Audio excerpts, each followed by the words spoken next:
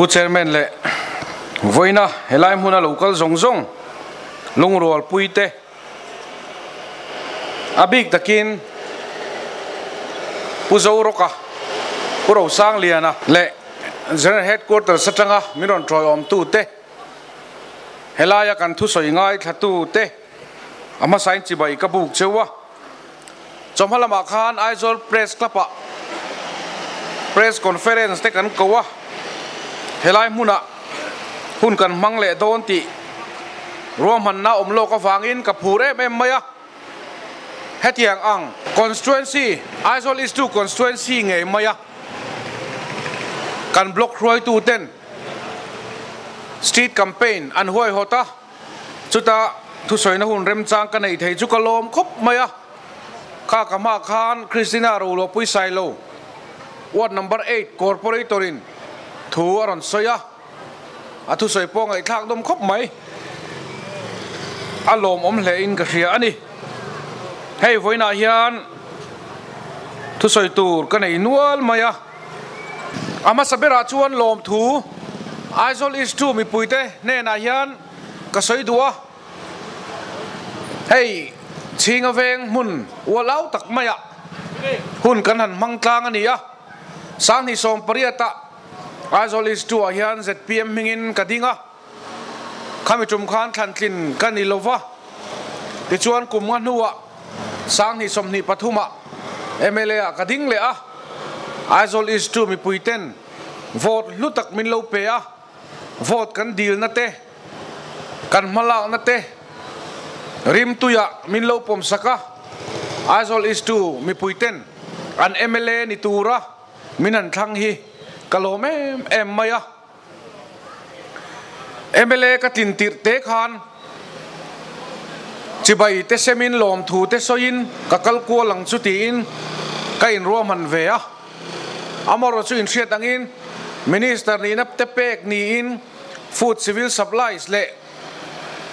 แลนด์รีเวนิวเตจันตีร์กันนี่ยะก็ดีพาร์ตเมนต์มินจันตีร์ฮีทัดทางไอ้เทโลเดียวไม่โลนี่ยะดิเซมบาร์นี่เรียตาสุรการลากลุอันนี้อัตังคารอัตุขอินรินนี่นิกัวอันนี้ยะสุดาชวน emergency officer เตก็โกโคมาดิเซมบาร์นี่กัวจังคานโอลที่ไหนมูมัลตะเร่งลวินบูไฟสับไลอะเตเล่กงสังสังเสียมชัดง่ายเตเสียมถ่ายอินหุ่นกับมังตั้มตะวิวไหมอะคอนสตรัคชั่นช่วงอาเฮียนก็ได้ใจตะลูอังเร่งคบไหมอะให้มีจุงจ้างอ่ะพอเฮียนคอนสตรัคชั่นมีปุยเต้นอินมีเครียดปุยนะอินมีเครียดเทียมนะมีกันเงินอันนี้ดินอินเชียตังอินกันกัมเปนะเทปโตกันพักอังโตกอินกันชัวอินเบียลตัวเอเมเลตันมินันทังอะ Assembly House สังเทปโคานอิสตูมีปุยเตค่ะกรอนบายเจ้านี่โอหันตีไม่ได้ก็จักทีนะอามารอชุขัดเถียงมาหันตีขัดชุอินใจเสียกล้ำเละขัดเถียงข้าอันนี้เชียบกสีแล้ววะ Assembly House ก็ลูดเทเตAssembly House กัลตังอัทิลทารำตานักเอาเวค่ะขัดยังกติเทนัชันค่ะไอโซลอิสตูมีปุยเตซงอินะติมายังโหวตมินโลเปตูเตนะมินโหวตนะอาซาระขัดยังจันโวจังเทกันนี่วันนี้อ่ะพอเฮจันโวปอยโมตักมินิสเตอร์นี่นะก็จันเวเตฮีไอโซลอิสตูมีปุยเตฟังอันนี้ตีฮีก็เสียไอโซลอิสตูมีปุยเตโปทันทินกันเฮนะโหวตเปก็ฟังทันทินกันแล้วนี่ตากาเฮียนอินินชีร์เหล่าฮีกับเบสเซียสุดอย่างตัวจวนกับผักอังโตกินเทโต้กระชัวเวเมกันนี่ทีนี้ไอโซลิสตูฮีแคมเปญไล่พวกกันเอาฟูที่นังคานคอนสตรัคชั่นเราปุยเบอร์แต่พอทีละกันสวยสวยลมโลเวไอโซลเราระว่าพวกคอนสตรัคชั่นอินคายที่ตักไหมมีคริ่งลำที่ละพวกมีอมไทยตักแต่ต่ำน้ำมุนบาซาร์ปุยจุดยังอมน้ำมุนจูอันนี้รำตาลปอยโมนะกันไงมายะให้มีจุงจ้างอ่ะพอเฮียนเอเมเลอิสตูเมเลกันนี่อังอินมาชบสิครั้งฮีกันนี่เวีย tin voi nia election model code of conduct te puan ani mio wangin kan ma chop tam tak te constituency ta na kan ma chop te ministry anga kan ma chop te hi kan soi vak hi arem lutuk lova kan in sum viawani tuna po hian minister tin te hian ram ta na kan na tho puan chua cha ki kan nga lutukani tv ate puan chua news ate han pek te kan chak em amoro chu model code of conduct puan ani awangin chung te chu bipui ma kan puang zar thangam lova election model code of conduct ina phalchin ain hon hunai ro chuan heng te hi mi pui khiata puan tur thanem takhi kan nei hlom ani aizol is to be ka chuan education lama te hian tan lak na tur tam taka oma ma chop po kan nei nual ani chung te po chu akim changa soina hun le soina mun ani lem lova tin kum upa te ta na kan ma chop ang chi te veng sang ta na kan ma chop te chu tiang chu engamo za thi ruam man na kan ei chawa tin sport lampang volleyball te po football te po basketball badminton chu tiang chuan chi sang hian ma chop phi kan ei chho ani tin MLA kan din la khanin thil pakhat thi ka soya MLA biak har deu in nei lowang te kan tia MLA thian ko ma kom thei in nei ngei do ne te kan in tia voinia po hian in thian kan ia eng ma khei ma hian danglam na a omlo heng minister ni na chan vo te hi mi puite ma in ti thei na tur ni lo mi puite ma in lulin na tur ni lo mi puite ne na in khethiam ton taka tho ho na tur mi puiten an har san na po an khen ngam na tur mai ni lovin mi puiten khen na chang an khiat lo po zu zong chua ka mi puite munakala mi puite har san na amun ma tlo a khiat pui tu ni hi katumani karmasa khan thorang constituency a kan luta ninga chun zan zomin kan campaign na chunga te chuan thil pakhat ka wa mu ni minority mi pui kan ti te mun kil khor dewa cheng mi zo te chung hawa chuan than har na a thleng me ka ninga chung lek khan thorang constituency a son vote sang khat zariat som ni kan valom lu tani chumale nimina khan jingdar srilechan ve si phira thu kan soya dar som lechan ve vela lungdaya kon puya kan chuklea nimina ringot khan tuirial constituency kan ti chu kon pui constituency khulai vel bor khu ani chuta chuan vote zathum som panga ZPM zom thar kan lom lut boka ama alom luten ena belkhom phai chuan zanga chuang tuirial constituency akhon kan lom lu bel boka tuirial constituency kan candidate putlan moi kha vote som pathum chawin athling lawani tuna vote zanga chuang kan lom lut to chu wang chuan putlan moi kha MLA ka zu puang ti deuh mai tin thorang constituency khan vote zakwa velin kan chaklawa vote sang khazaria som nivel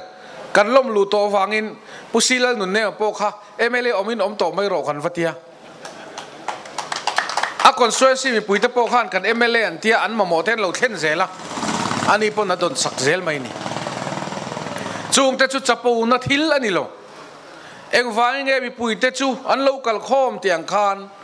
voinia hian mi puite hi eng wangin nge ZPM mai nan tha muan tak kal konga kan kalte min lo chibaya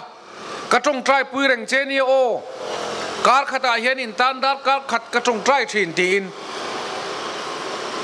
min tong trai pui tu te hi kan tong thi chu mai ni lo anol pui hian mi pui hian thamuang in ka khia tin voinia in ayo tura in khan in minister rual te hian ramtan poiso hi kan lau ngoi ani biak nuam lo chapo ni te hi kan hlau ngoi ani phone call kan don te hi ege mo har san na wanga kan lak thei mang lo te po hi call back ram te kan tum chu tiang chuan kan tual zal nun le kanom dan trim hi mi pui te hian in tilal turin min thang lo mi pui te hian ro pui na so turin min thang lo mi pui te hian ramta na kan in pelai hian mucha kani ramta na kan thokrim lai hi an mucha kani MLA minister ho tual satlia mai ni lo azuana zuanga ho sa muan chak lo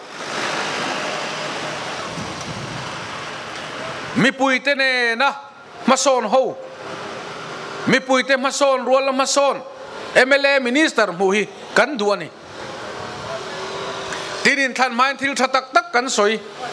na tho khormin hak ti ro te kan tia kan outri sarkar kan lo chanta ka hian kan nung changle kan mi zia te hi midang tan mu se amalo ni palem ti hi kan vai mai hian kan in en angai kan party worker te po mani venga theu te kan chezia kan nung chang eng kim mai hi kan uluk angai ani kan na tho kan MLA fana kan tho te project dangle scheme dang atang kan na tho te po belchian adol turani tin aizol is tu chunga hian konga kalvel tena samman khuya anhanin en zok theina tura mei che kalvel te pon powder te po anhanin noi thar theina turin in en mai theina dar thalang hi mun enge moza ta hun ka duni mi puina mi khingina dar thalang kan lo lom je hi ka chiang khop mai 5-star hotel ate zinin kan thleng ve to thina hotel li changkang po le dar thalang atam amak khop mai chuwang chuan is tu mun rem chang khoi lai mo hian khotlang khoi tu ten en hoila dar thalang te kan hunga ti khan kalvel te in en na tur te po hi siam nual ka duni a thei pe chuan hei tu lai kan war chho photo booth kan tiang chi deu te po hi siamila Aizawl is to hi beautiful constituency clean and beautiful constituency siam hi ka chak tak zetani kan korbal lutuk te po hi ka howin zing kara te kalila botol le eng plastic botol bal te hi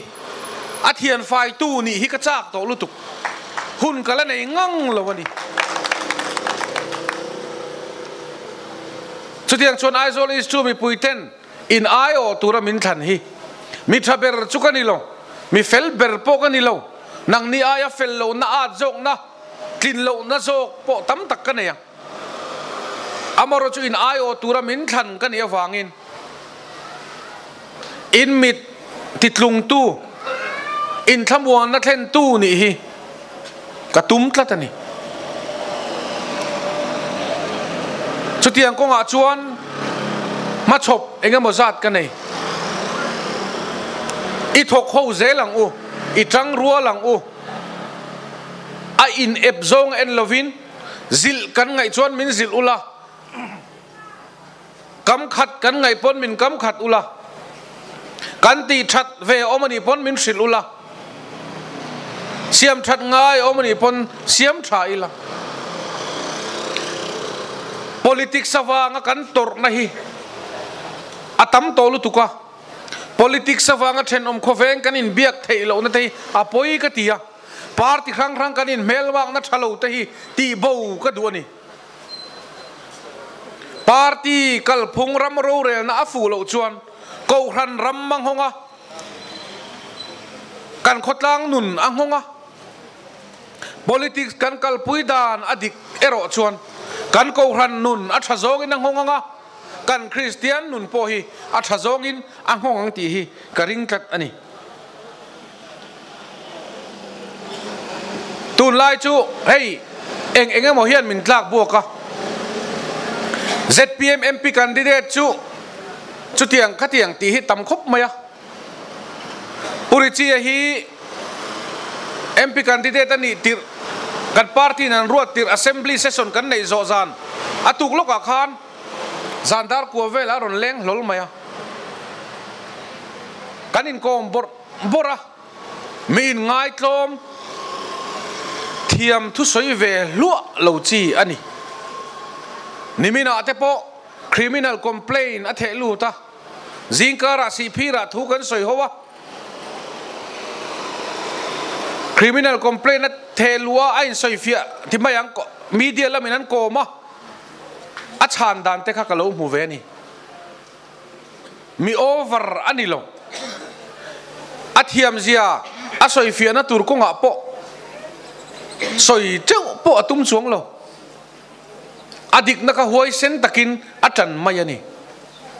ดินอัปป้าวิงคอมมานเดอร์ลัลซอมะอามิงก็สวยสวยละวังจุบะทอขัดไล่ขันที่งามินนาอันตีอามาดูสักตู้เต้น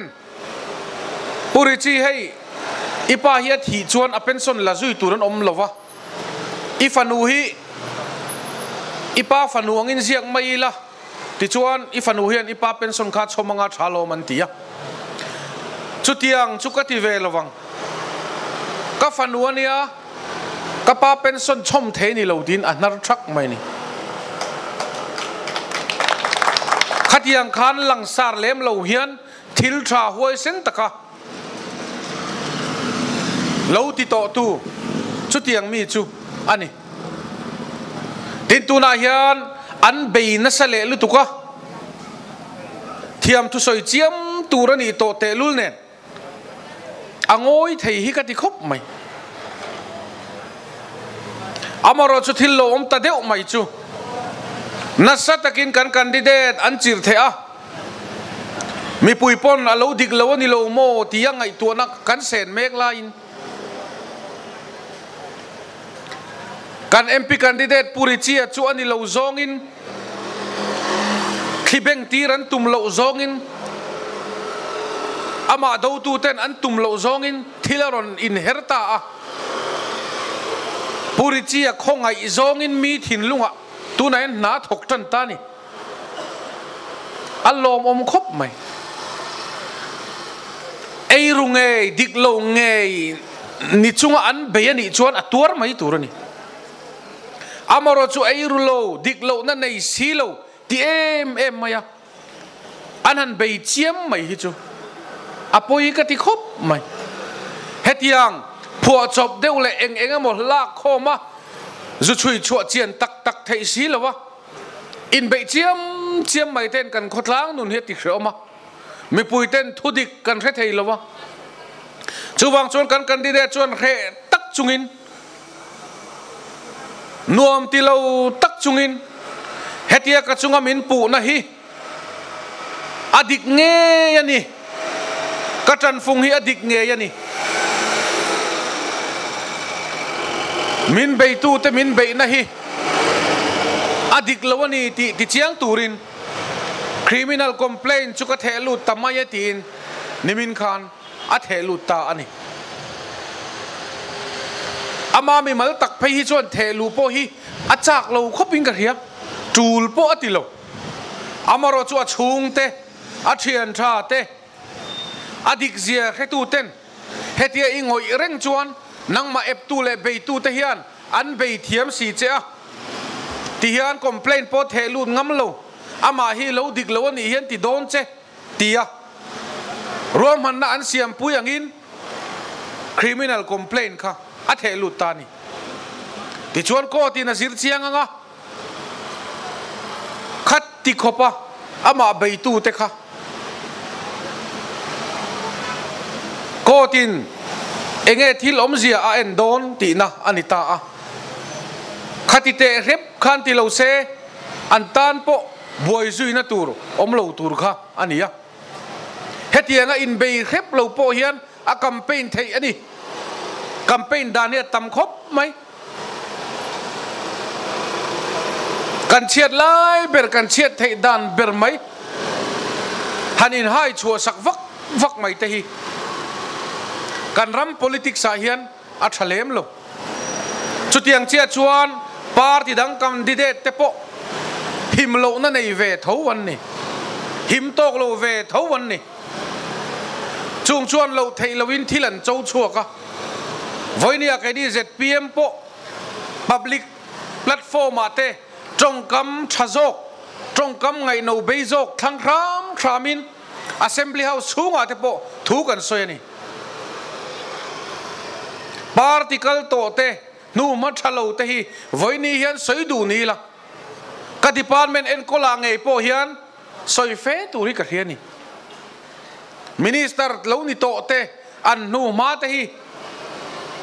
pon le ra soi duila soi tu ro mani amara chu kha kha atha kherlo atul kherlo kan tia voini apo hian kan soi lem lo ani tin thil pakhan le chu MPSC Mizoram Public Service Commissioner examen en dan maxi tan ti dan a examiner howina until ti dan adik lotin MZP ten MPSC malak dan an dulo na an lan tira kaini chuan avathave kan ti mai ani amaro chu party then khaten hey assembly house MPSC rintlak zia ZPM na aupuya tuna MZP in MPSC kalphung tha anti lo thu anon aupuya ZPM in MPSC kha than ti te lulnen alo rintlak lo ani lo mo tiang devin ZPM lama bol ron ben per antumani amaro chu voinia chuan ange kan riat tak kan ti chuan kan chief minister pulal domam halak na in MPSC kalphunga hian thil thalo fu lo dik lo alo omem ni tia zir chiang tu chairman atan pulal man zuala an ruat tania aro pui khop mai chu chuan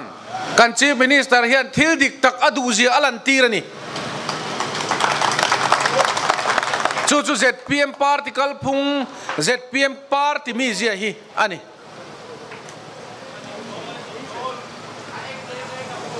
ti chuan MPSC te po chu zir chian ani anga dik lo oma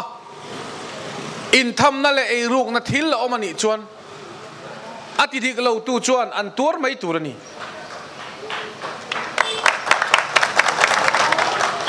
chu kan ram kalphung hi anita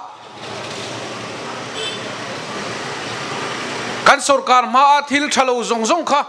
kan hai chuak ve kan timialo amaro chu kan sarkar to nu po tidik lo luizel hi chu kan la thlem mi alawang chu tianga tingam tur chuan in minister te hian bal kan kai lo theinan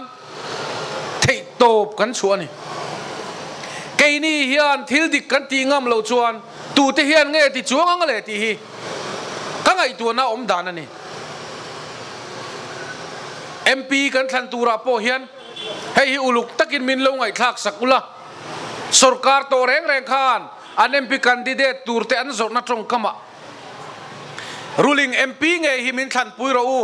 ruling MP sarkar tho pui thei hi min thlan pui ro u an ti thi chu tiang chu kan pom lo ani lo amaro chu hei hi ka soi du chu ni ruling MP candidate ni ringot lo khan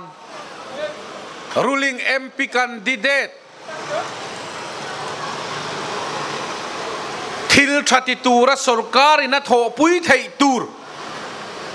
ei ruk na konga in dam noi lo tur chu tiang mi chu duam takin kan ti deu kherani chutia kan ti lo chuan ruling MP candidate po khalo thing te reng se ramtan mi tha an ni lo thei chuwang chuan voinia kan candidate hi ei rut an pu na chung changa po kum sari chung lai mai SCB na uluk takan lo chui to atho na mam ko ei ru na thu boya enge mo wang an tluk lo wanga an chui to a chui tu te pon eng ma ani chuan thiam lo anei ve lo ve an tia thiam an chan tir ti mayang thiam lo nei ve lo chu tiang mi chu voi ni hen kan candidate ani aro pui ka ti khop mai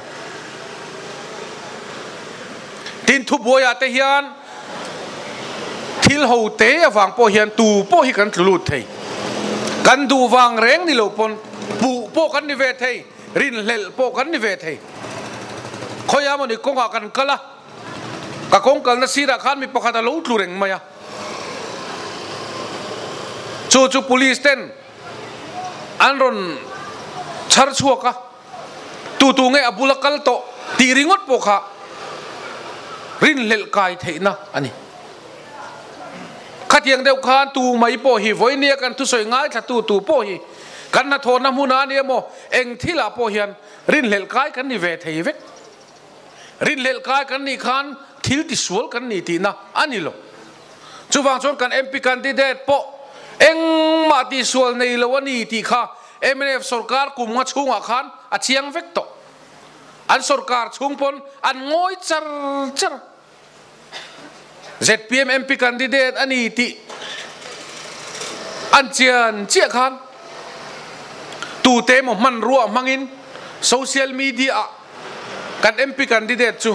na satakin an bei taringot mai ni hetiang hi atlo lova voini apo au dan turpo an khetambe lovani nimin pia loka social media na satakin ZPM candidate chu ei ruk nai nam noi ni tin min au puya min au khuma amor chu voinia hian khatiang an au kha an au ngam to der lo kan au la te poi film khurangai nimin pia mai kan au te voinia kan soile ngam to lo ringot te kha a thalawani tinai hi ka soile duwa ZPM candidate hi MP a thingta se parliamena tu tenge azu zomang te hi kan ti mai thina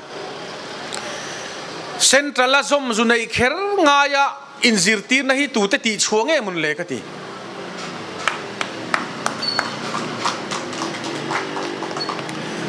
Indiaram Constitution article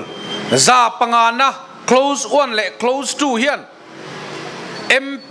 tu po thantlin an ni chuan parliamena andu du soi theina zalen na te ramtana an au parliament chunga an lo auta a mizoram tan an lo auta a khatianga te khan zalen nan ne ya chutia in court case a po lak thei po ni lo parliament in khom lai pe chon police pon an man thei lo MLA po chuti thau chu ni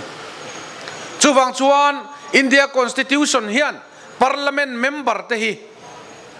du sak na ven him na immunity santi kha ape vekani Mizoram in ZPM candidate hi MP ta na kan thantlin chuan parliament a tan big po nei lovin pa takin mizo pa kha su thu ve don ani mai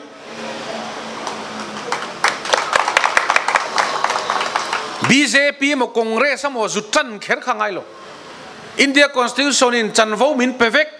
chu kan chanvo chunga chuan huai sen takin azu te ilut ve don ani mai tuna po Mizoram sarkar chu tu tenge kan ti chuan ZPM party ani le ZPM party chuan central eng party nge zom kan ti chuan eng ma zom kan nei lo tu thunwa ya ma kan kun lo ti hian central sarkar mek chuan ZPM sarkara Mizoram sarkara beisaina ane ni ang chu du sakna tin reng min pe mek ani anne na zo intulut kher tura kan in ngai tlat na hi kan pai hi ahun to khop mai MNF te po kan ti teang nam party in tisi BJP tel lo MP han chungam lo top mai ta hi hunala kalanga po yan lati don chawin karing an MP candidate in thantlin kan i chuan NDA ka chuang antia NDA CM2 party lian berzinga mi chu BJP ani NDA chon tunge thuber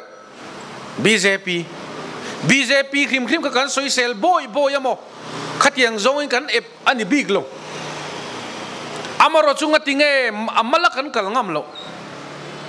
tura hian recognize party Mizoram atanga MP chu tu zinga chuan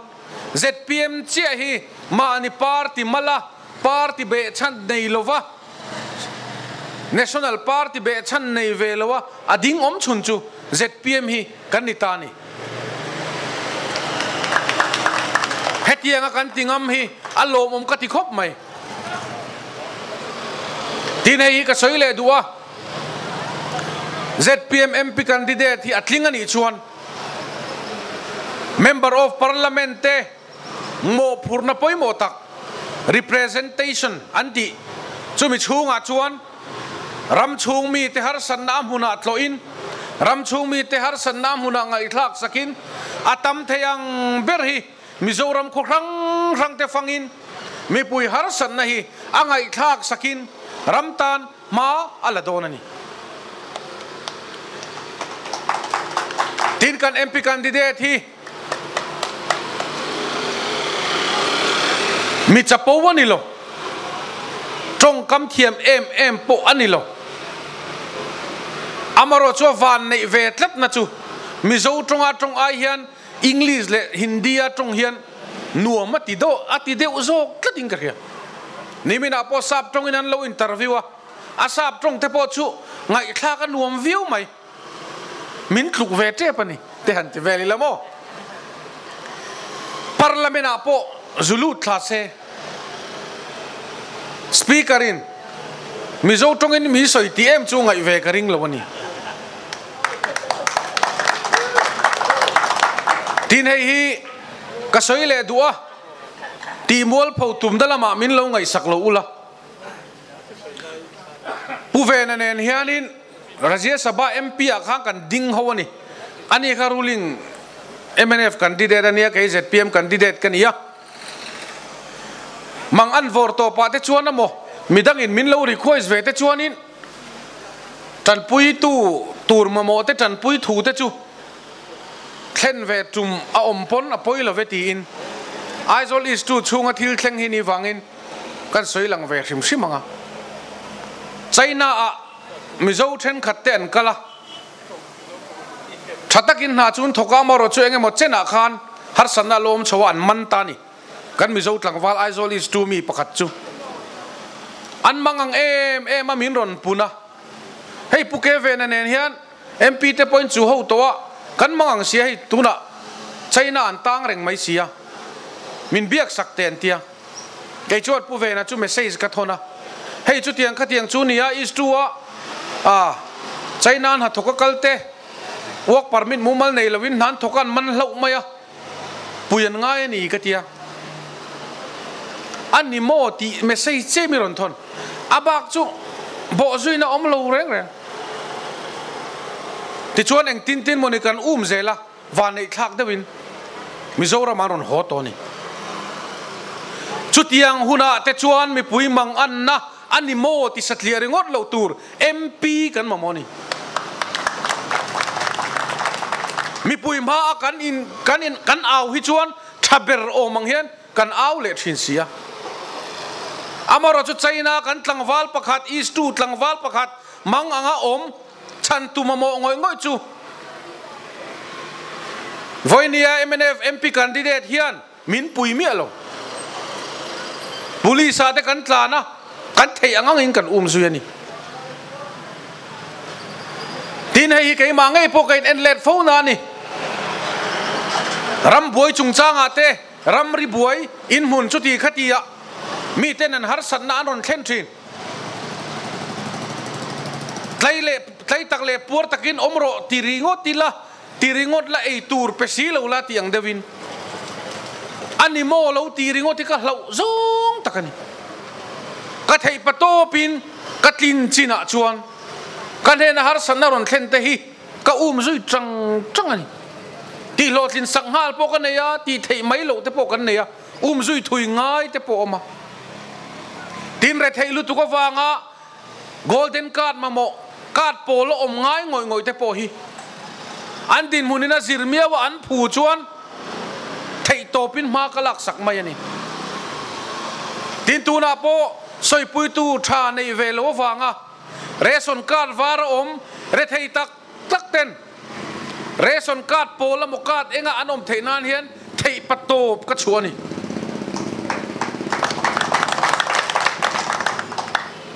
kan tumang vek chu kan tlin ngal pup thei big lo amaro chu thei patop ka chu ani tin tu na hian mi pui ration la thin ten abuk diga kan lak theinan hian ka thei patop ka chuani chum lo chat lo hian department hi kan ne ka ti hian khoi lai nge dik lo khoi lai nge ka bei na salutu heti chung hian ka du chu ko la kheng zo chuang lo khoi lai a hian nge fu lo om khoi lai a hian nge dik lo om enga tinge mi re thei te ten bu fai buk dik lo an lak le kei hian ka siam tha thei lo ani chuan tu nge ron siam tha jong ti ka ngai dan ani tura hian thil pakhat chutiang bu fai bu king an lak ngei theina tura thaber ni om chu ka ngai tua chok in ka hria chuta chuan hei hi ka tum dan chu nia kan puang chok mai teng ni jana kan director chu ka hil ru to thowa ni e ZPM te po retailer in la changang kan la changang ma sein dik lo vai jong kan dim don mi lo cheu nia party khat kan di waga dik lo in thup sak fo ka atu chuang lo van ram theng kan kal hong chu mole tin hei hi o ration card kha ka thei ngil lo turangai la khami ma khan ka soi le duwa voinia po ZPM mi puitein local khom ZPM ka tela tang hian zu ka in pha tin om ka ring mi lo kanuna sual pha tin om ka ring mi lo ZPM ka om tang hian ka in khom tam pha zu po ka in tlem pha ka ngei pha kanun po that pha ti hin tam zo ka ring kat kan political party ten en kol dan hi adik chuan kan ram hi adam telang ti hi ka ngai dan ani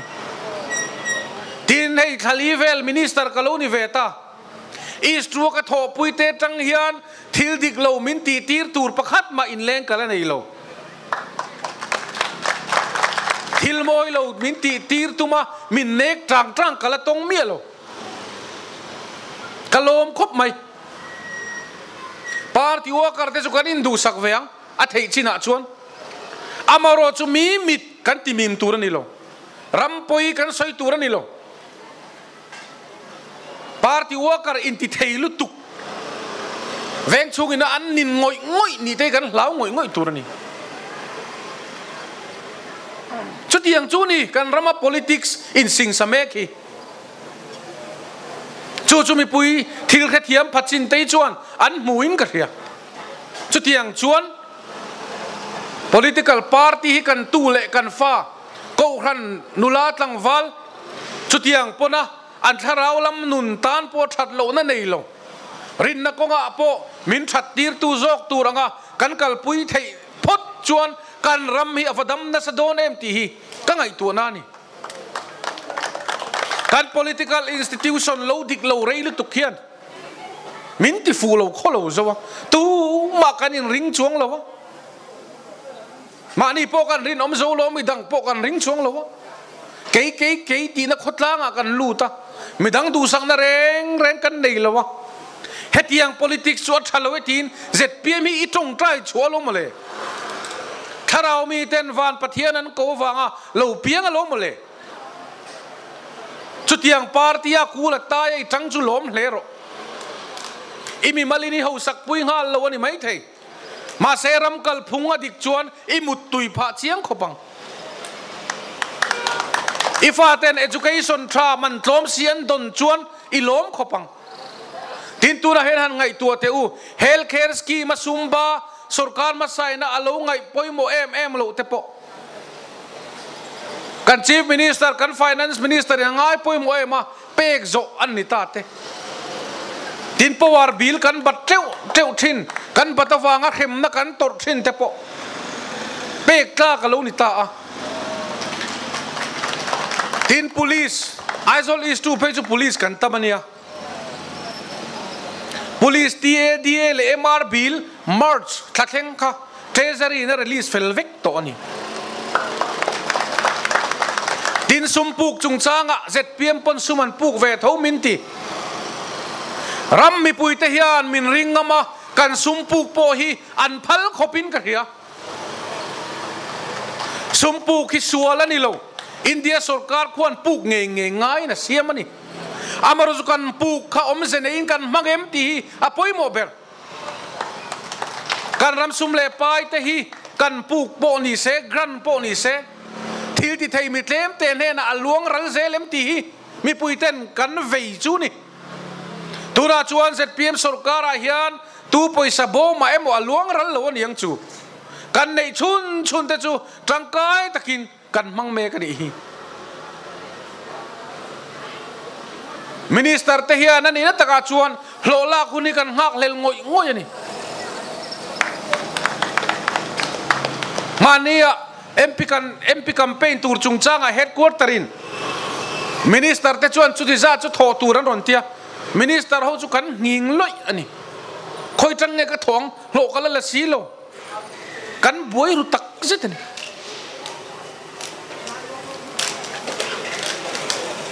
mi min ton tum namo khoi tanga mo poisa thiang lim lo hi ham du ni tai la azona zong tan chuan at om khopang karing atam mai thei amara churam mi puite kan thim chuan eng ma hi lang lo tura thu ru ko om lo ti angin lang chuak le kher lo ma se ram mi puin ram khoi tu te ti dik lo chu kan turanga ram mi pui bo ram khoi tu te bo chiat na chu ram mi pui ten aramin na tur don tho chuwang chuan he Aizol is 2 constituency mun lai li taka hian he hi ka soilang le duwa ka puang non le du ni Land Revenue and Settlement Minister kani na manga ka thunei na manga ka thil ti thei na mang hian minister kani ve chungi chuan ram inches khat po hi kanai bel don lo ting ka puang to ni chu min thlang king tu Aizol is 2 mi pui ta khe ta hian ka puang non du ani ngatinge kha ka ti kher atir chuan ka khebik lo ka puan chan po ka khelo ka puang tup mai ni amaro chu tharau mi pakhatin puchan zo khati puang kha ka he thiam pathian tharau ina puan tir che ni kha ti ni chumole ka puan tir chuan ngatinge mo khe tia ka soi kher ka tia amaro chu ka lom tul minister ram zong duk ram ruak khoi ma zong duk ni ve kha ram mi pui tai kan tra pha ni chu ni ka ti ve lawang ka ti ni in pong dek nan salu tuk te ram le in lo te ve lawanga mel khian nei ve lo trap vong te mel ka mu yan siam that na tho hi ka man mo ani election model code of conduct lo om le te po hi ma kan lang na tu na ti boi zowa kan malang na kan puang chuak thangam bok silawa aman mo thak tin kum nga chung hi ram siam na turi na toy lu tuk te an ti thin chu tiang zir tin na chu par ti dang ten an soi thin amaro chu hi kai chu kai tiam ve na thei patop chua ke ma po kai sil non kluk chu ni kum khat kan man zo ma hian intimai teng September October chho vela chuan pulal do ma kai khoi sarkar hian enge ati chia englam nge hoi chia heram hian beisai natur future tra kan nei ti hi a chiang de uvek tong kum khat po kan la sarkar le nem tin chuan lam kan siam tur ni lo thil chu voi le khata ti thei te nga ngai te kum ni kum thum nga ngai te po om thawang khang ka chu amaro chu kum khat kan sarkar nuwa po kan hoilam hi mi puiten education kan hoilam te health kan hoilam te land revenue kan hoilam te khatianga khan mi puiten englam nge kan hoi po an hriat lo chuan chu sarkar taima ani ka ring lo ani miram te chuan kum chan ve ate hian so ta an lo thenga thui deu an lo kal thina ke ni chu kum ngan nuwa hian kan let le moti mai tur hian ma so nay amuang em thin chutiang sarkar ma son pui mi puite ma son pui sarkar chu voini hian kan din mek ani ole tun ka MP kan thang don he huna po hian MLA a hian vote thak dei kan phur lem lo thina amaro chu Mizoram maso na turatana ZPM inaramtana ati tumte Delhi tlanga Mizo mi puite tana ding turin chutiang MP chu ZPM official candidate hi thantlin ani ngei thena turin thei patop chu turin kasom chewani